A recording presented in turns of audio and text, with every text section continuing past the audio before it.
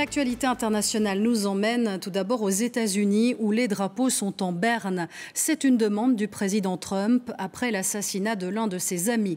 Charlie Kirk, l'influenceur aux idées extrêmes, rencontrait des étudiants quand il a été abattu. Le tireur a pris la fuite. Récit des événements avec Camille Valentinelli et Eric Destiné. Charlie Kirk répondait à des questions devant 3000 personnes sur le campus de l'université de Utah Valley.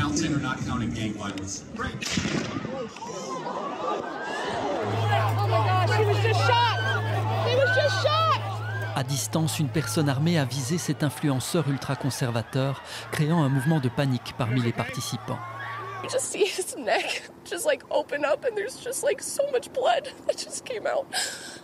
It was horrible, and all I felt was like everybody bringing me down to the ground.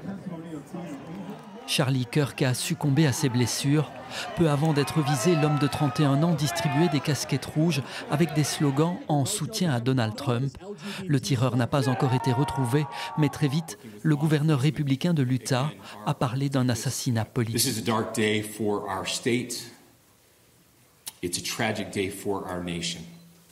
I want to be very clear that this is a political assassination. Charlie Kirk n'était pas un élu républicain.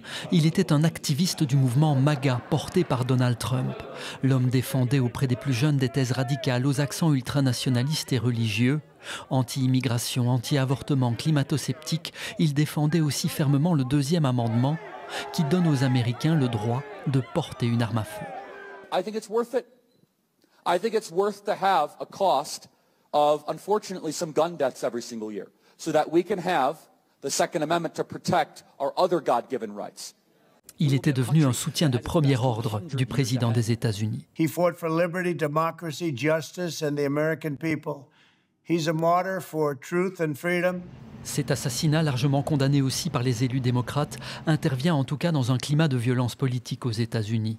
En juin dernier, dans le Minnesota, 2 élus démocrates avaient été visés par des tirs à leur domicile. Une élue à la Chambre des représentants avait succombé à ses blessures.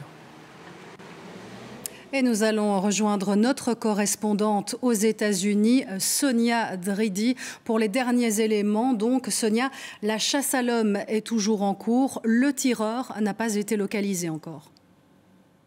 Oui, selon les autorités, le suspect est toujours en fuite. Le directeur du FBI avait annoncé hier l'arrestation d'une personne qui a finalement été relâchée. La police de l'université de l'Utah assure qu'ils vont de bâtiment en bâtiment dans cette université où Charlie Kirk avait tenu cet événement à l'extérieur. D'après les premiers éléments de l'enquête, donc le tireur a visé Kirk depuis le toit d'un bâtiment qui se situait à une distance d'un peu moins de 200 mètres. Des témoins sur place parlent d'un dispositif sécuritaire très faible. Alors c'est le président américain dont il était très proche qui a annoncé son décès sur son réseau social Truth. Il faut dire que Charlie Kirk a vraiment aidé à l'élection de Donald Trump avec l'organisation qu'il avait créée il y a un peu plus de 10 ans. Il allait régulièrement sur les campus pour parler aux jeunes américains, pour les convaincre de s'engager à droite. Donald Trump qui